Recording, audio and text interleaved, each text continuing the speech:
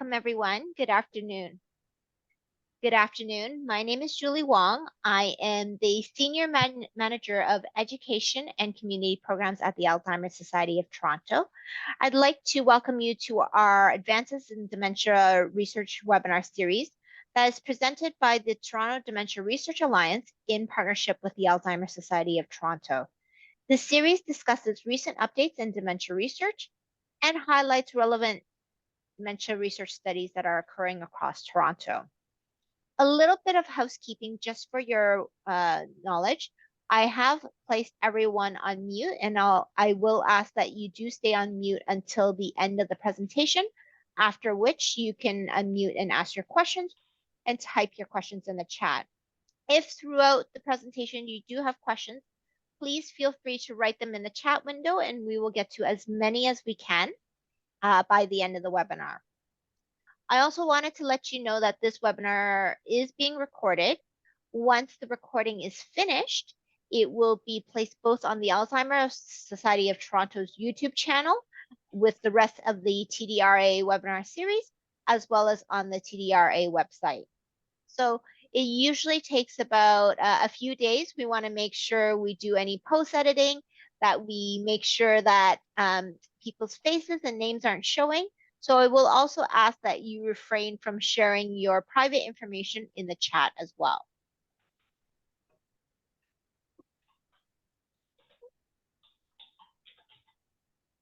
So today our presentation is on connecting heart rhythms with physical, mental, and cognitive health, presented by Linda Ma. I wanted to tell you a little bit about both the TDRA as well as the Alzheimer's Society of Toronto, just in case some of you are not familiar.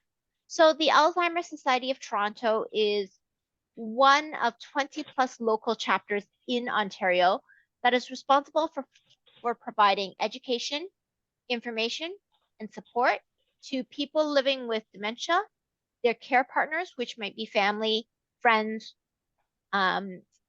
or neighbors even, healthcare professionals, and the general public. Some things that are important to know is you do not require a diagnosis in order to seek services from the Alzheimer's Society of Toronto, and you do not need to have a doctor's referral to receive services. You may self-refer. You may also refer others as long as you have their consent to refer them to the Alzheimer's Society. So if you did want to make a referral, we have our website below at www.alz.to/referral. There is also an e-learning platform if you feel like self-paced learning is something that you do enjoy. There is a website there, www.alzeducate.ca. You will need to register for an account, but once you have it registered, you can access everything and it is free. And then for more specifically about what the Alzheimer's Society of Toronto has to offer, you can go to our website and browse our events for upcoming events. And then the last thing I did want to mention is even though we are called the Alzheimer's Society of Toronto, we service all dementias, and we provide service from pre-diagnosis all the way to once a person has passed away, we will still offer some support. Now I'd like to tell you a little bit about my partner, the TDRA, or the Toronto Dementia Research Alliance. Established in 2012, the TDRA is a collaboration among the University of Toronto, Baycrest, the Centre for Addiction and Mental Health, Ontario Shores Centre for Mental Health Sciences, Sunnybrook, Unity Health Toronto, and the University Health Network. Together with its partners, the TDRA aims to strengthen the link between basic science and clinical research to better understand, prevent, and treat dementia. So I'd like to now pass it off to my counterpart at the TDRA, Ruth, to tell you a little bit more. Thanks so much, Julie. Appreciate it. And welcome everybody to our webinar today. The AST and the TDRA have partnered on an initiative to make research more accessible to everyone. The Toronto Dementia Network, or the TDN, is a website that lists dementia-related programs and services across Toronto. On this website, we created a section called Research Studies, which lists dementia studies that are open for participation across the city. Each study listed is led by TDRA-affiliated scientists and has been approved by a research ethics board. There are studies for people living with Alzheimer's disease and other types of dementia, mild cognitive impairment, those at risk of developing dementia, and healthy volunteers and caregivers. These studies are summarized in plain language. And to get started, the website link is shown here in orange. Information about the TDN can also be found on the Alzheimer's Society of Toronto website and the TDRA website. Next slide, please. On the website, there are two main pathways. First, you can browse for a study using search terms, filters, and quick searches. When you find a study you're interested in, you can fill out the contact form to be connected with the research team who will enroll you in the study if you're eligible. Or at the bottom here, if you're not sure where to start, you can fill out a questionnaire to be matched to a study. Any information you enter will be securely stored and protected. Next slide. This is what the website looks like. When on the page, if you're looking for something specific, for example, Alzheimer's disease studies, you can type it in and search in the search bar along the top. You then hit submit with that term or apply more filters like the study, like a type of study or the age group you're in or target population or the study location, and then you hit submit. Alternatively, you can use the quick search button we have in the blue boxes.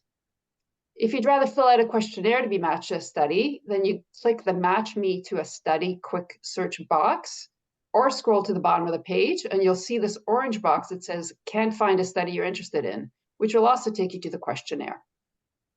So each study summary, as shown in the study summary that we have on the left-hand side of the screen, describes what the study is about, who can participate, the location, and the time requirement, all in plain language, meaning not in the scientific type of language. The studies being discussed today are both listed on the TDN, so you'll be able to read more and connect to the study team there. And now I have the pleasure to introduce our next speaker, our speaker today. But before I do that, just a reminder to keep your questions till the end of the webinar for the question and answer period. But certainly feel free to type them into the chat throughout, and we will keep track. So we're grateful today to be joined by Dr. Linda Ma, who's a senior clinician scientist at the Rotman Research Institute and an associate professor of psychiatry in the Department of Geriatric Psychiatry at the University of Toronto. Dr. Ma's research program focuses on the relationship between cognition and emotion in healthy aging and in disorders of the elderly, including late life depression, mild cognitive impairment, and Alzheimer's disease. The study also focuses on applying this knowledge to improve diagnosis and treatment of disorders associated with late life. And with that, I welcome Dr. Ma to speak. Thank you, Ruth, for the introduction. I'm first going to share my slides. All right, so you should all see the first page. Excellent. Okay.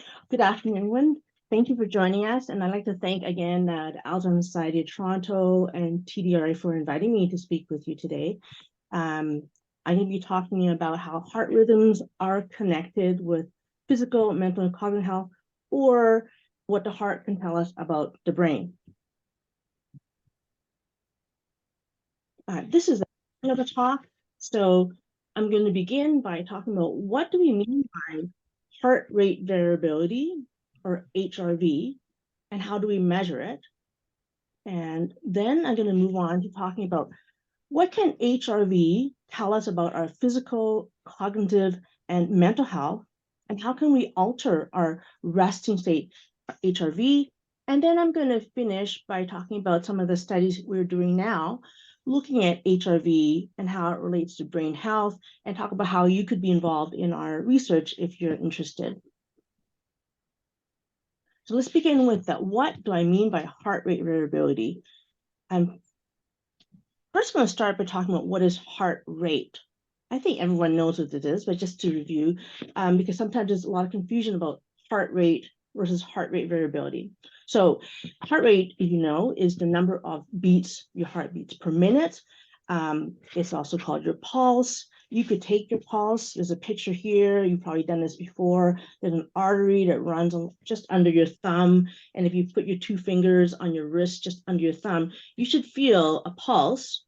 And if you measure that for 1 minute or 60 seconds, that gives you your resting heart rate.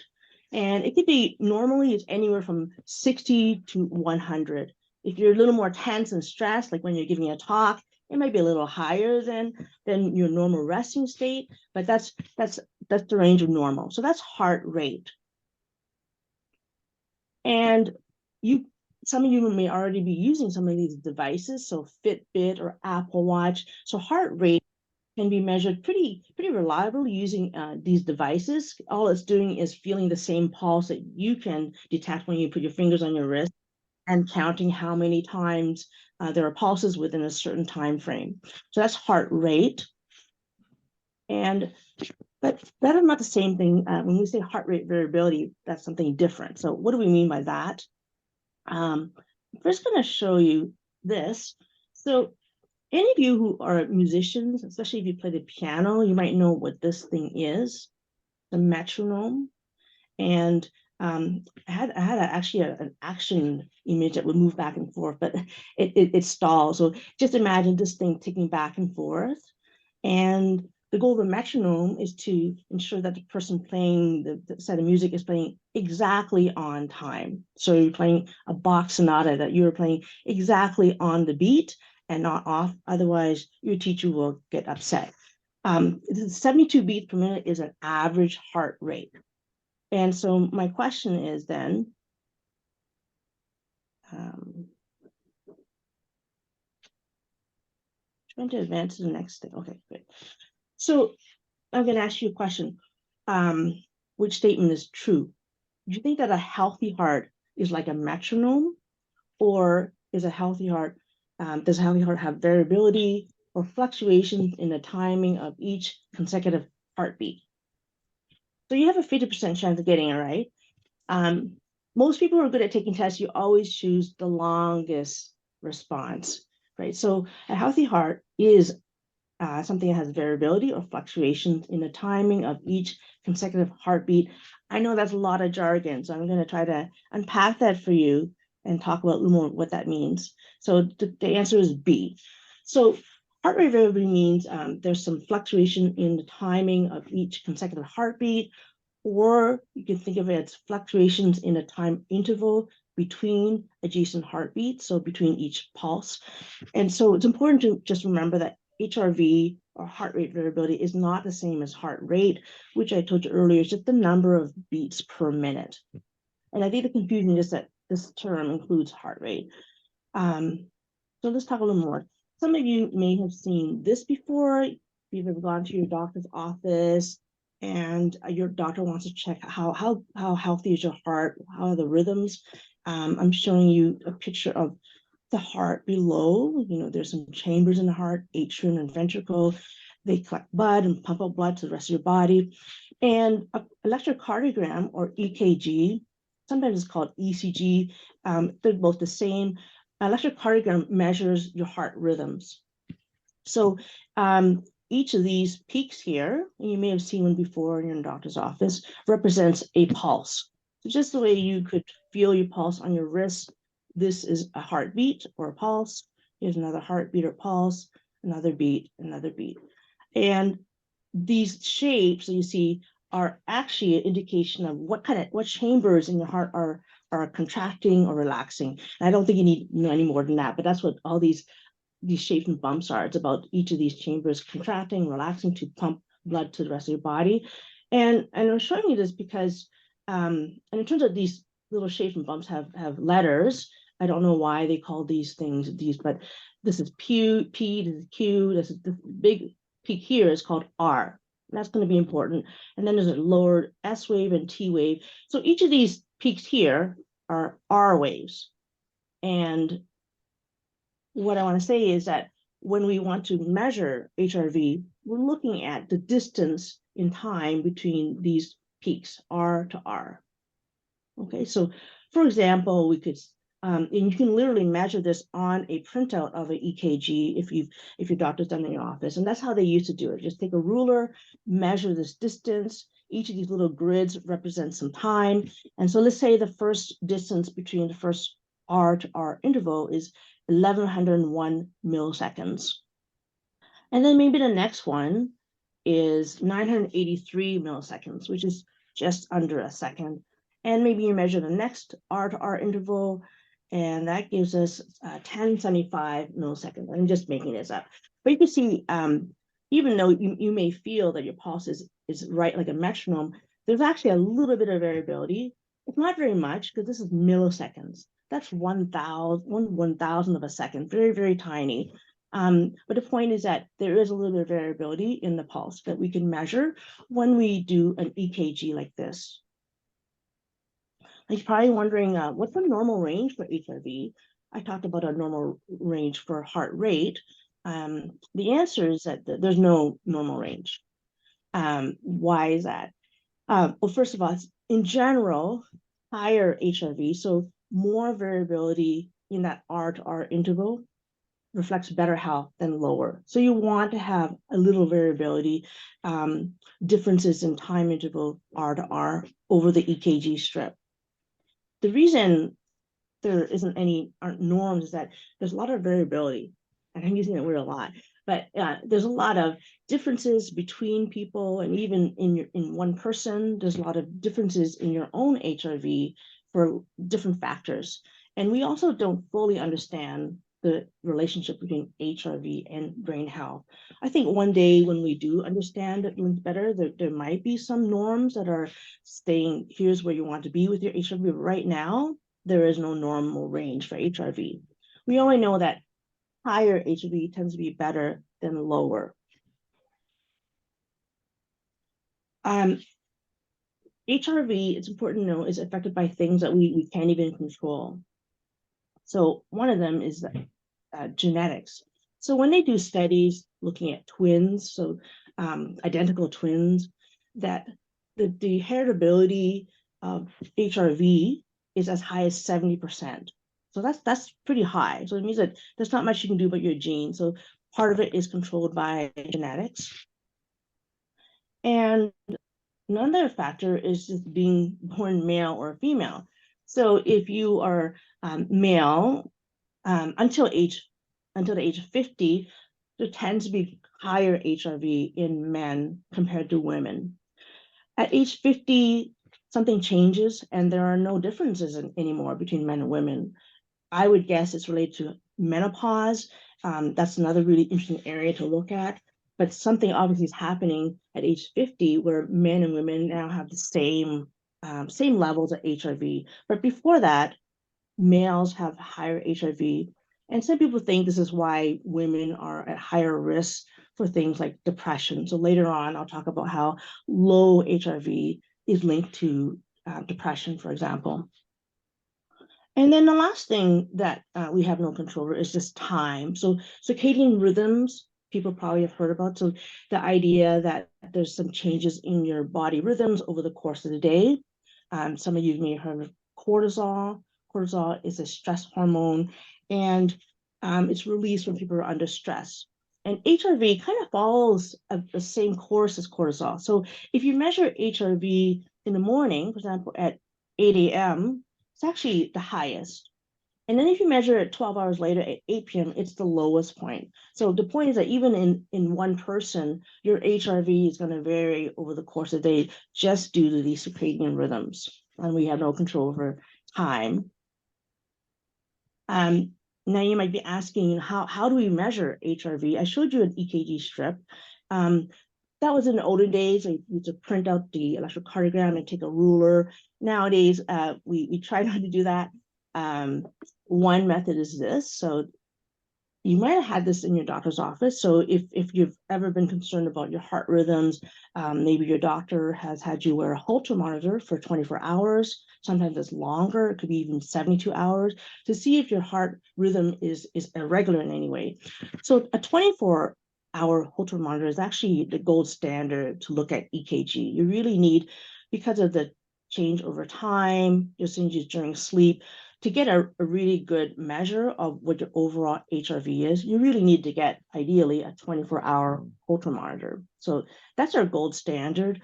It's not feasible to always do that. Any reason ever worn one, it's just not so comfortable and may not be practical. So another possibility is doing an electrocardiogram, and you do it for at least 5 minutes. And that's actually the minimum duration. So if you get an EKG and you have the leads on you and you measure your heart rhythm using a standard EKG machine or another digital machine to capture electrocardiogram for 5 minutes, you can get a reliable measure of HRV. And I mentioned wearables. Some of you might be using Fitbits and Apple Watches to measure your sleep and track things like your steps per day. What about these wearable gadgets? Are they reliable to measure HRV? And the answer is no. Some of them will say they do. The thing is that there's no wearable now that's been approved as a medical device by Health Canada or by FDA to measure HRV. So the value you get may not match what you get on a Holter monitor or EKG. So I think this is just to be cautious about that. Part of the problem is that usually these gadgets are measuring your heart rhythms or pulse for less than 5 minutes. It usually is over 1 minute. So I already said that we need at least a 5-minute EKG, a cardiogram, electrocardiogram to measure HRV reliably.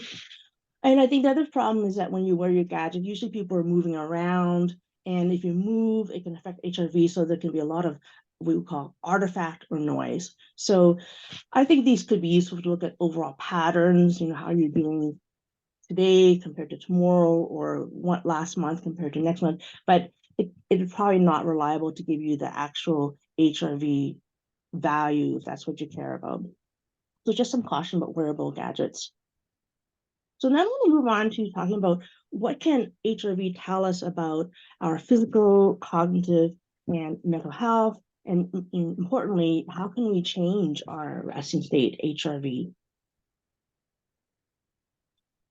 So I promise I won't show you too many graphs. There's actually only 2 graphs in this talk. I try to minimize it. So historically, HRV, as you can probably imagine, was a marker of heart health or cardiac health.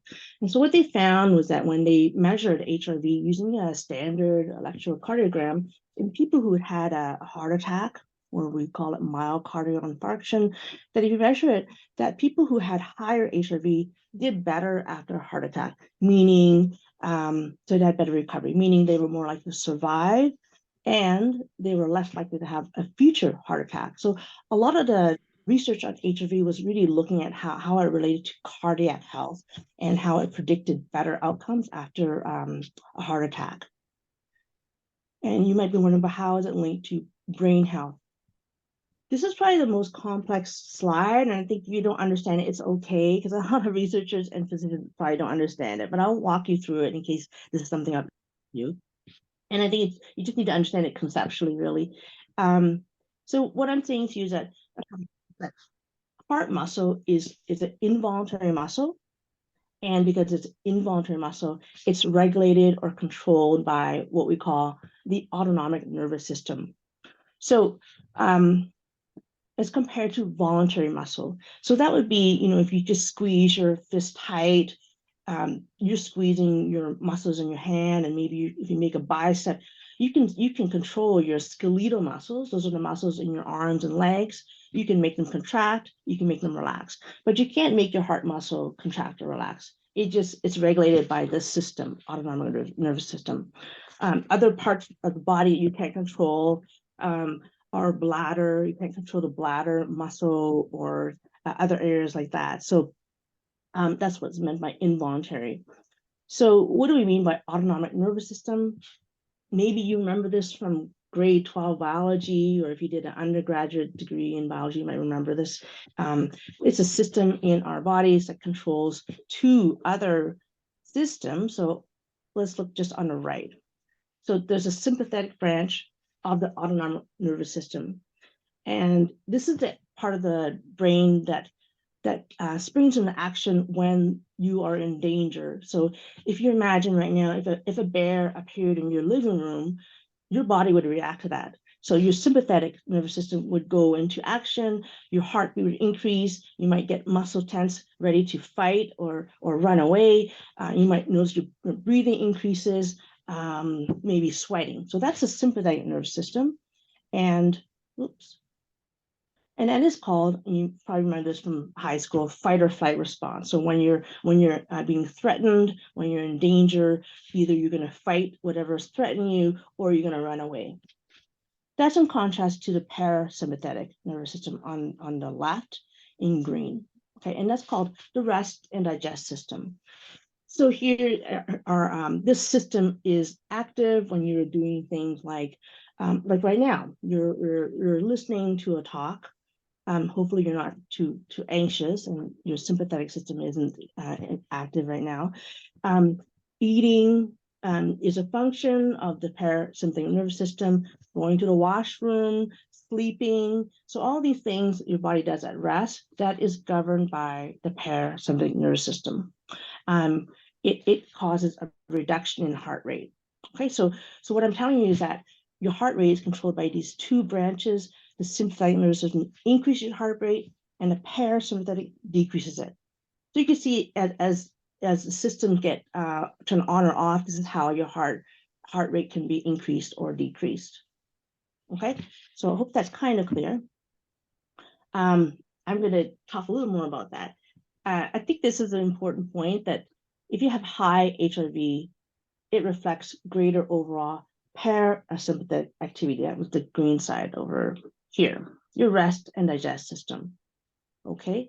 And now I'm going to show you on this electrocardiogram strip an example of low HRV. Here's someone who, remember, these are the R peaks.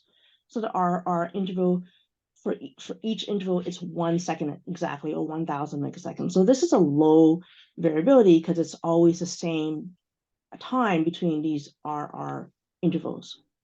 Here is someone who has high HRV. So in this interval, it's 1 second, and then with this next R to R interval is 1.2 seconds, then it's 0.98 seconds, and then 0.99, etc. If you did an average of these time, you would get the same heart rate, but you can see that the variability is greater for this person compared to this person on the left, who has the same distance or same time interval between each of these pulses or heartbeats. So again, low HRV is linked to sympathetic nervous system or fight or flight response. It means that I think this is an important idea. If you're always in sympathetic nervous system mode or fight or flight, it's harder for your body to adapt to change in your environment. And when they do studies, they see that people with low HRV have a higher risk of heart problems or cardiac disease. And then when they study people with neuropsychiatric problems like depression or mild cognitive impairment, that low HRV is also linked with depression. It's linked with mild cognitive impairment. You might know that that is a precursor to some dementias. And low HRV is also linked to having dementia. Whereas in contrast, again, high HRV is linked to parasympathetic nervous system, which is our rest and digest system.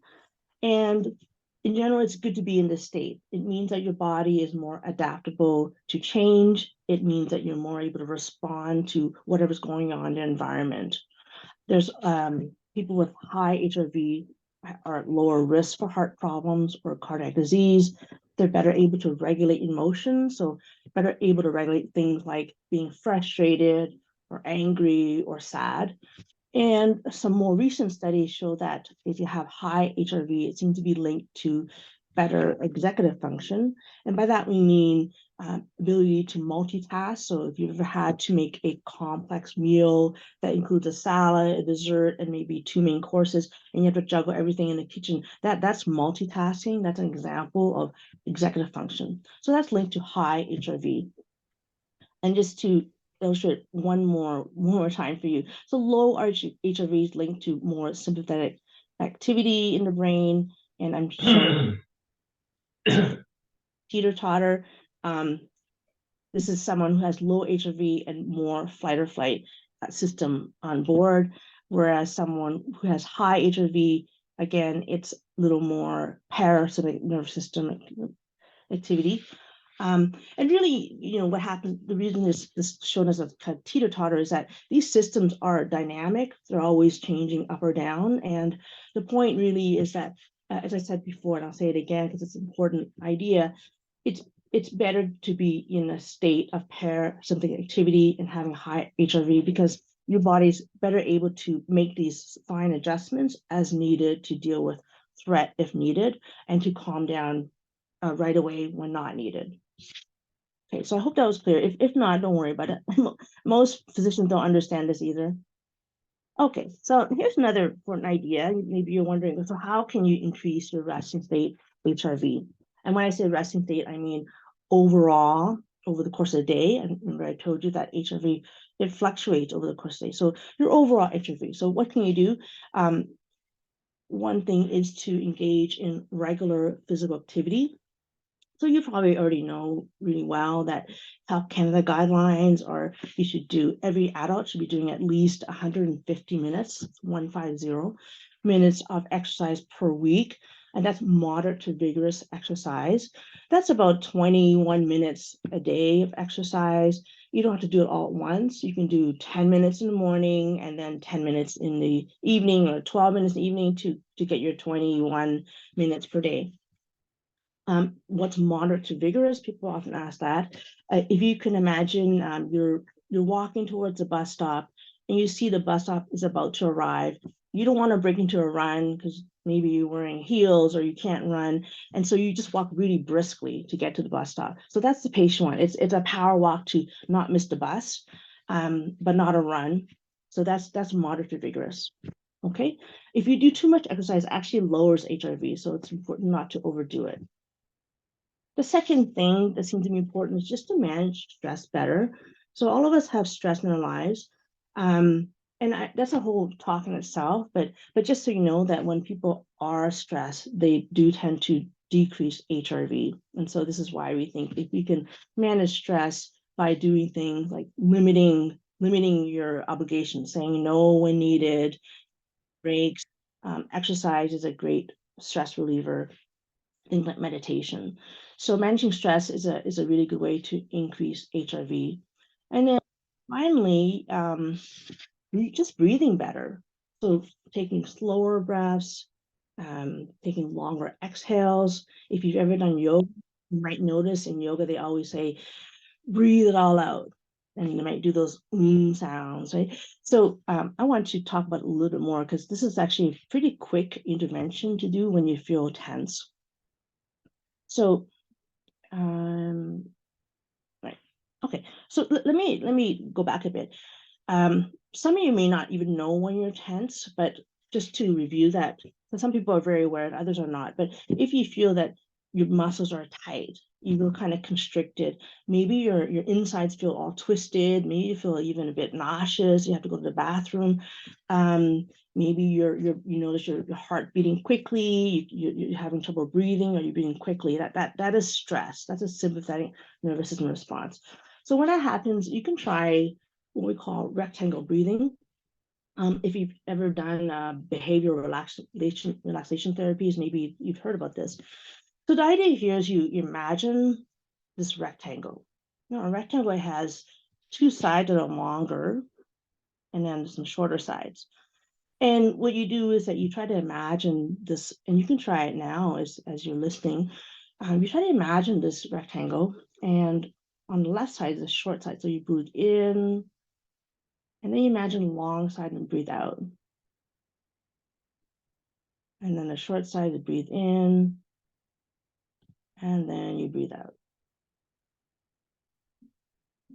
And you just keep doing that, imagining this rectangle, breathing in and breathing out as long as you can. Try it for a few minutes. And even while you're breathing out, you might feel that your muscles start to relax. So this can work when you're acutely stressed. It can work when you're feeling frazzled. So it's something that's pretty easy to do. You can do it anywhere, You can do it now while you're listening to this talk. You can do it on the bus.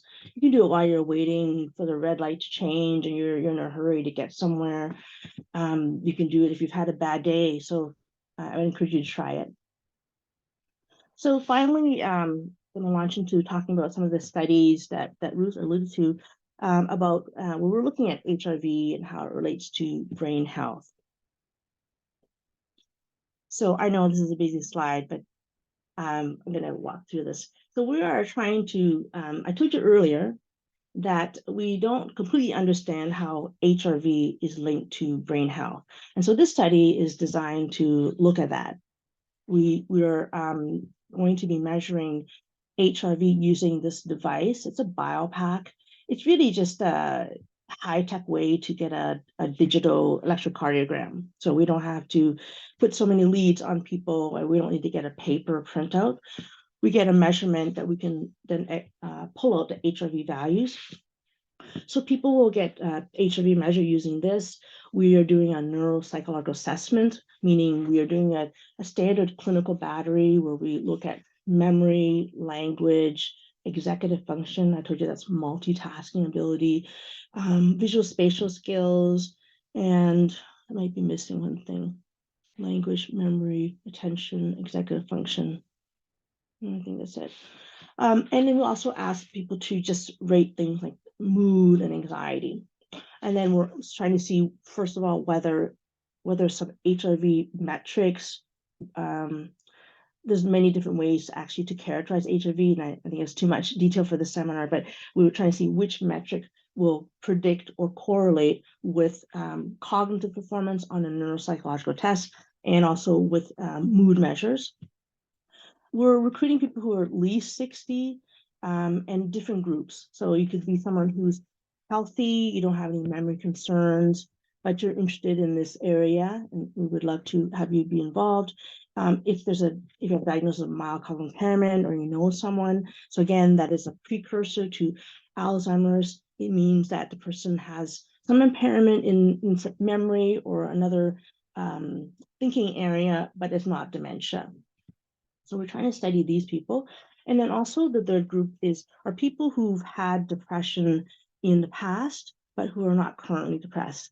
So we're asking whether it's called remitted depression, whether people with remitted depression and also whether people with mild cognitive impairment, will they show differences in HRV compared to our healthy group?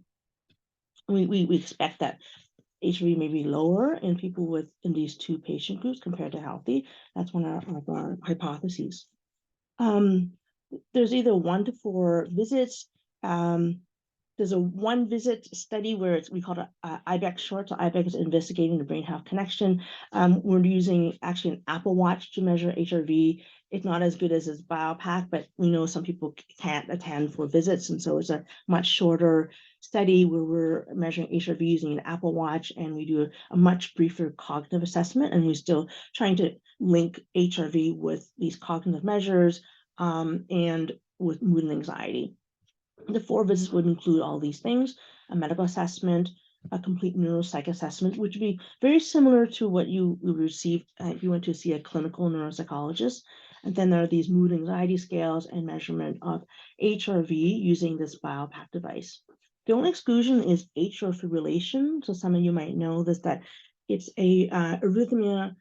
It's a regular rhythm of the heart. It means that one of the chambers of the heart is rapidly contracting and relaxing. It doesn't actually change your pulse, but you might feel it, a flutter. And it's an exclusion because when we try to measure HRV, it gives an inflated high value for HRV because the EKG can't tell that this is not the whole heart heartbeat, that it's just the atrium. This is why it's an inclusion, because we can't interpret the EKG, our EKG, using this device. We compensate for time and travel. All right, so that's one study, and if you'd like to hear more about it, I'd be happy to talk more about that. The second study is that we want to see whether we can modulate or increase HRV as part of a stress management study. And I want to talk about, this is my second graph. So promise you only 2 graphs in the study. So we actually started with looking at just in healthy older people and young people. We wanted to know whether if we asked people to change the way they breathe, meaning we had them exhale longer, and you might remember the rectangle box. So if people were exhaling longer than an inhale, and it was going for 5 minutes, and we had them connected to the BioPAC, will we actually see changes in HRV? So we needed to be convinced that we would actually see it, and we did. So this is a study where I think it was about 38 healthy people, and when we asked people to do this, this is the long exhale condition. We measure HRV. It's higher than when people were breathing 1-to-1, meaning inhale and exhale was equal duration. So when we saw that, we got very excited, and we thought, well, we should apply this and see whether we could use it as a stress management tool. So many studies, many treatments for stress are about breathing. So sorry, I'm coughing.